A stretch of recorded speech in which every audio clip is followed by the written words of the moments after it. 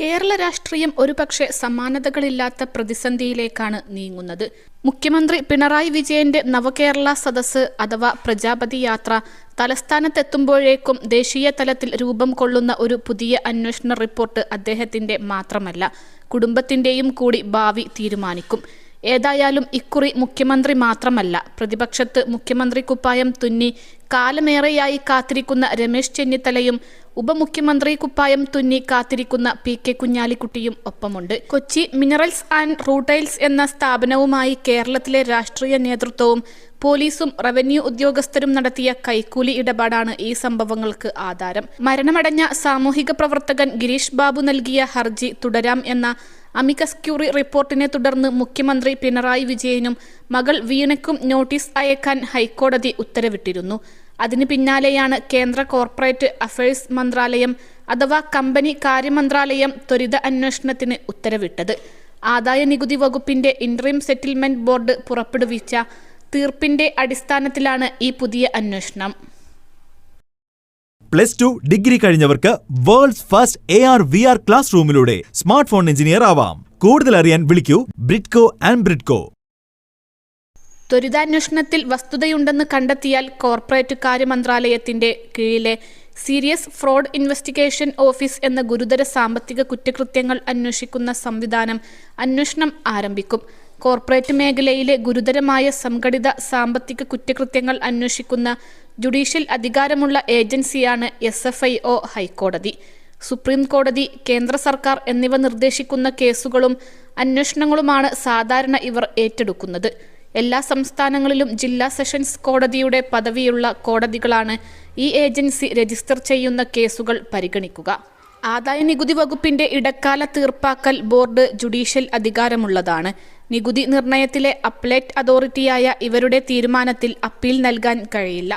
നികുതി നൽകുന്നവരും ആദായ നികുതി വകുപ്പും തങ്ങളുടെ വാദമുഖങ്ങൾ ഈ ബോർഡിൽ അവതരിപ്പിച്ച് വാദപ്രതിവാദത്തിലൂടെ കോടതി നടപടികൾക്ക് സമാനമായ രീതിയിൽ തന്നെയാണ് ഉത്തരവ് പുറപ്പെടുവിക്കുന്നത്. CMRL 2013-14 മുതൽ 2019-20 വരെയുള്ള നികുതി തീർപ്പാക്കലിനു വേണ്ടിയാണ് രേഖകളുമായി ബോർഡിന് മുന്നിലെത്തിയത്.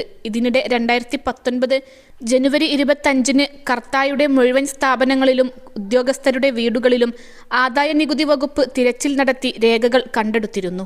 ഇങ്ങനെ ശേഖരിച്ച ഡയറിയിൽ നിന്നാണ് മാസപ്പടി രേഖകളും വിശദാംശങ്ങളും കണ്ടെടുത്തത്. രാഷ്ട്രീയ നേതാക്കളുടെയെല്ലാം പേര് 2 അക്ഷരമുള്ള രൂപത്തിലാണ് രേഖപ്പെടുത്തിയിരുന്നത്. മുടങ്ങിപ്പോയ നിങ്ങളുടെ പഠനം പൂർത്തിയാക്കൂ. അംഗീകൃത യൂണിവേഴ്സിറ്റികളിൽ നിന്നും ഓൺലൈനായും ഓഫ്ലൈനായും. Aid education. Call 9037242243. PV Pinarayi Vijayan, OC Oommen Chandy, RC Ramesh Chennithala, P K. Kunhalikutty, IK VK Ibrahim Kunju തുടങ്ങിയ രാഷ്ട്രീയ നേതാക്കൾക്ക് എല്ലാ മാസവും മാസപ്പടി എന്ന രീതിയിൽ തന്നെ പണം നൽകിയിരുന്നതായി കണ്ടെത്തി. ഇതുകൂടാതെയാണ് മുഖ്യമന്ത്രി പിണറായി വിജയന്റെ മകൾ T വീണയും അവരുടെ IT സ്ഥാപനമായ എക്സാലോജിക്കുമായും നടത്തിയ സാമ്പത്തിക ഇടപാടുകൾ.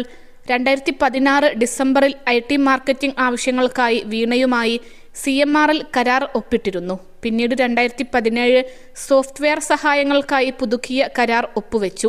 ഈ കരാർ അനുസരിച്ച് പ്രതിമാസം 5 ലക്ഷം രൂപ വീതം വീണയ്ക്കും 3 ലക്ഷം രൂപ വീതം എക്സാലോജിക്കിനും കൊടുക്കണമെന്നായിരുന്നു കരാർ. ഇതനുസരിച്ച് 1.72 കോടി രൂപ വീണ കൈപ്പറ്റിക്കഴിഞ്ഞിരുന്നു. എന്നാൽ കരാർ അനുസരിച്ചുള്ള യാതൊരുവിധ സേവനങ്ങളും വീണയോ കമ്പനിയോ നൽകിയില്ല. എന്നുമാത്രമല്ല, ഇക്കാര്യം കമ്പനിയുടെ CFO K സുരേഷ് കുമാറും chief general manager P Suresh കുമാറും ആദായ നികുതി ഇടക്കാല തീർപ്പാക്കൽ ബോർഡിൽ സാക്ഷ്യപ്പെടുത്തുകയും ചെയ്തു.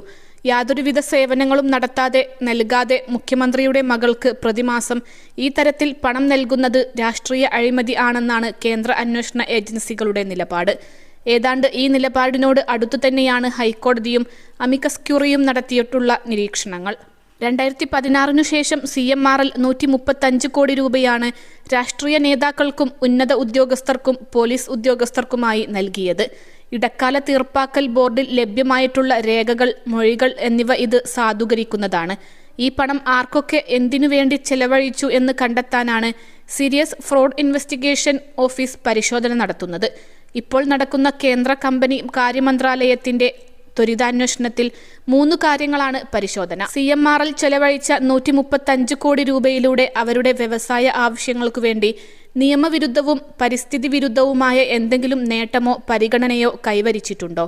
സംസ്ഥാന സർക്കാർ സ്ഥാപനമായ വ്യവസായ വികസന കോർപ്പറേഷന് CMRLൽ 13.4% ഓഹരി നിക്ഷേപം ഉള്ളതുകൊണ്ട് ഈ കേസ് പൊതുധന ദുർവിനിയോഗത്തിന്റെ പരിധിയിൽ വരുന്നതാണോ?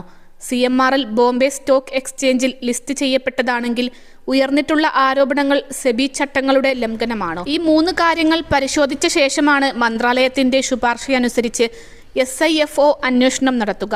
ഇപ്പോൾ നടക്കുന്ന അന്വേഷണത്തിന്റെ ചുമതല കോർപ്പറേറ്റ് അഫയേഴ്സ് ഡയറക്ടർ ജനറലിന്റെ ചെന്നൈ, ബാംഗ്ലൂർ റീജിയണൽ ഡയറക്ടർമാരാണ് നടത്തുന്നത്. സംസ്ഥാനത്തിന്റെ വിഭവശേഷിയെ കള്ളക്കടത്തും കരിഞ്ചന്തയും നടത്തി മാസപ്പടി വാങ്ങി കീശയിലിടുന്ന ഒരു കറക്കു കമ്പനിയാണ് UDFും LDFും എന്ന കാര്യം വ്യക്തമാക്കുന്നതാണ് മാസപ്പടി ഡയറിയും ഉന്നത ഉദ്യോഗസ്ഥർ ഇടക്കാല തീർപ്പാക്കൽ ബോർഡിൽ നൽകിയ മൊഴിയും വ്യക്തമാക്കുന്നത്.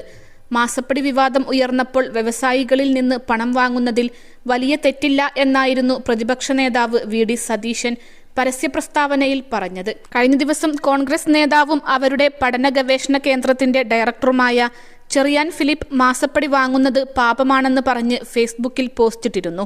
കോൺഗ്രസ് നേതാക്കളായ രമേശ് ചെന്നിത്തലയും ഉമ്മൻചാണ്ടിയും UDF ഘടകകക്ഷി നേതാക്കളായ PK കുഞ്ഞാലിക്കുട്ടിയും ഇബ്രാഹിം കുഞ്ഞും പട്ടികയിൽ ഉൾപ്പെട്ട സാഹചര്യത്തിൽ പാപം ചെയ്യാത്തവർ കല്ലെറിയട്ടെ എന്നു മാത്രമേ ചെറിയാൻ ഫിലിപ്പിനോട് പറയാൻ കഴിയൂ. ആണവോർജ്ജത്തിന് ഉപയോഗിക്കാൻ കഴിയുന്ന ഇൽമനൈറ്റ് മുതൽ സിർക്കോൺ, റൂട്ടൈൽ, ലുക്കോക്സിൻ, മോണോസൈറ്റ്, ഗാർനറ്റ് എന്നിവയെല്ലാം സമൃദ്ധമായ കേരളത്തിൽ ഇതുമായി ബന്ധപ്പെട്ട അന്ത്യോൽപ്പന്നങ്ങൾ നിർമ്മിക്കുന്ന വ്യവസായ സ്ഥാപനങ്ങൾ എന്തുകൊണ്ട് വരുന്നില്ല എന്നതിന്റെ കാരണം കൂടിയാണ് മാസപ്പടി വിവാദം. ഇത്തരം വ്യവസായ സ്ഥാപനങ്ങൾ ആരംഭിച്ചാൽ സ്വകാര്യ വ്യവസായികളുടെ കൊള്ളയും രാഷ്ട്രീയക്കാരുടെ മാസപ്പടിയും അവസാനിക്കും. അതുകൊണ്ട് തന്നെയാണ് മാറി മാറി കേരളം ഭരിക്കുന്ന UDFും LDFും ഇത്തരം വ്യവസായ സ്ഥാപനങ്ങൾ കേരളത്തിൽ ആരംഭിക്കാത്തതും. മുഖ്യമന്ത്രിയുടെ പ്രജാപതി സദസ്സ് തലസ്ഥാനത്തെത്തുമ്പോഴേക്കും മാസപ്പടിയിൽ ത്വരിതാന്വേഷണം പൂർത്തിയാകും. മുഖ്യമന്ത്രിയും മകളും മാത്രമല്ല UDF നേതാക്കളും കൂടി ഉൾപ്പെട്ടതോടെ ഇതു സംബന്ധിച്ച കൂടുതൽ അന്വേഷണം ഉണ്ടാവുകയും കുറ്റക്കാർ ശിക്ഷിക്കപ്പെടുകയും ചെയ്യണം.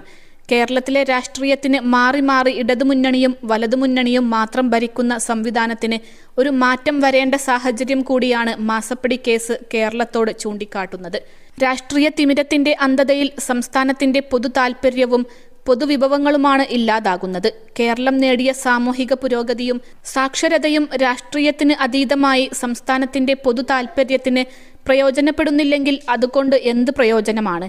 DYFIയിൽ അംഗമായാൽ സ്ത്രീ പീഡനക്കേസിൽ ഇരകളായ പെൺകുട്ടികളെ കൊന്നുകെട്ടിത്തൂക്കിയാലും കേസിൽ നിന്ന് രക്ഷപ്പെടാം എന്നു വരുന്ന സാഹചര്യവും ഇതുതന്നെയല്ലേ സൂചിപ്പിക്കുന്നത്?